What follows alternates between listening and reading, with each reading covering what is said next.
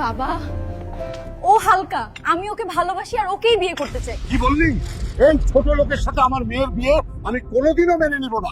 আমি বিয়ে করলে ওকেই করব। তাহলে এক্ষুনি বের হয়ে যা আমার বাসা থেকে। আজ থেকে তুই আমার মেয়ে না। চলো হালকা, আমি আর এখানে থাকবো না। আজ থেকে এখানেই আমাদের সংসার শুরু।